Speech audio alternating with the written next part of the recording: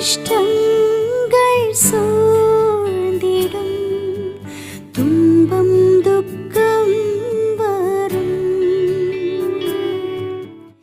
கர்த்தருடைய நாமம் மகிமைப்படுவதாக.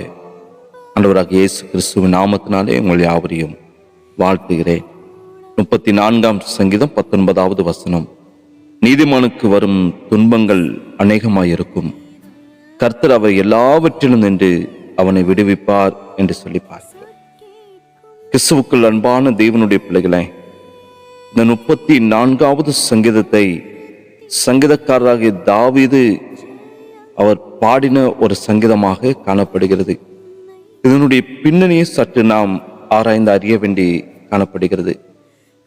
தாவீது ராஜா அந்த சங்கீதத்தை எழுதுகிறார். அவர் சவுல் ராஜாவுக்கு பயந்து அபிமெலேக்குக்கு முன்பாக ஒரு பைத்தியக்காரனை போல நடித்து கொண்டு அங்கிருந்து தப்பி ஓடின போது பாடினதான ஒரு சங்கீதம். தன் உயிரை காக்க போராடின ஒரு இக்கட்டான சூழ்நிலையிலே கர்த்தர் தன்னை எப்படி காப்பாற்றினார் என்பதை தன்னுடைய சொந்த வாழ்க்கையின் அனுபவத்திலிருந்து சங்கீதக்காரர் தாவீது இந்த சங்கீதத்தை அவர் விவரித்து அவர் பாடுகிறதை நான் பார்க்கிறேன்.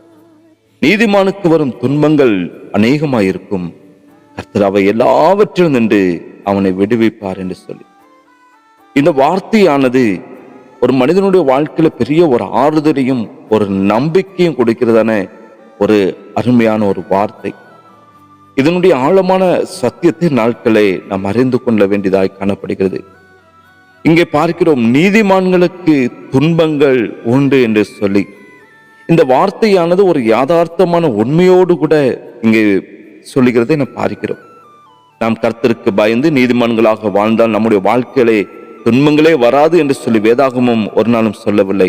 மாறாக நீதிமான்களுக்கு துன்பங்கள் அநேகமாய் தாராளமாய் பலதரப்பட்ட, அதாவது அதிகமாக இருக்கும் என்று சொல்லிதான் மிகவும் தெளிவாக தேவனுடைய வார்த்தையை சொல்லுகின்றது.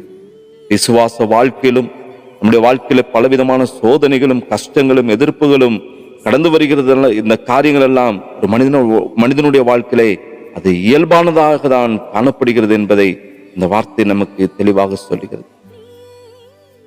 அடுத்ததாக நாம் பார்க்கிறதான பொழுது கர்த்தர் விடுவிப்பார் என்று சொல்லி நாம் இங்கே பார்க்கிறோம். ஒரு முழுமையான விடுதலையை இங்கே கர்த்தர் கொடுக்கிறதை நாம் பார்க்க முடிகிறது. வசனத்தினுடைய அடுத்த பகுதியானது நம்முடைய வாழ்க்கையில பெரிய ஒரு நம்பிக்கையை இங்கே கொடுக்கிறதை பார்க்கிறோம். வாழ்க்கையில பலவிதமான துன்பங்கள் அதிகமாக காணப்பட்டாலும் கர்த்தர் நம்மை அப்படியே விட்டு விடுகிற தேவன் அல்ல. இவை எல்லாவற்றில் நின்றும் என்று சொல்லி தேவனுடைய வார்த்தை சொல்லுது. ஒன்றல்ல ரெண்டல்ல, வாழ்க்கையில எவ்வளவு துன்பங்கள் வந்தாலும் கஷ்டங்கள் வந்தாலும் வேதனைகள் வந்தாலும் அவை எல்லாவற்றினின்றும் கர்த்தர் முற்றிலுமாக நம்மை விடுவிக்கிற ஒரு தேவனாய் காணப்படுகிறார். கர்த்தர் ஏதோ ஒரு சில துன்பங்களிலிருந்து மட்டும் நம்மை விடுவிக்கிற தேவன் அல்ல. நம்மை சூழும் அனைத்து விதமான போராட்டங்களானாலும் சரி, பலவிதமான வியாதிகளானாலும் சரி, வாழ்க்கையில கடந்து வருகிற மன பாரங்களானாலும் சரி, நிந்தைகளானாலும் சரி, அவரை விடுவிக்க வல்லமையுள்ள தேவன் என்று சொல்லி அதனால்தான் இங்கே சொல்லுகிறது வேத வசனம், எல்லாவற்றினின்றும் அவனை விடுவிப்பார் என்று சொல்லி. இது ஒரு சாதாரண ஒரு வாக்குத்தத்தம். கர்த்தர் சரியான நேரத்தில் தம்முடைய ஞானத்தின்படி தம்முடைய பிள்ளைகளை விடுதலை செய்து அவர்களை பாதுகாப்பது ஒரு நிச்சயமாய் இந்த வார்த்தை நமக்கு சொல்லுகிற சத்தியம் இதுதான். வாழ்க்கையில பலவிதமான துன்பங்களும் வேதனைகளும் கடந்து வருவது உண்மைதான். ஆனால் அதைவிட கர்த்தருடைய அந்த விடுதலையானது நம்முடைய தேவனுடைய பிள்ளையுடைய வாழ்க்கையிலே நிச்சயமாய் உண்டு என்பதை மறந்து போய்விடக்கூடாது.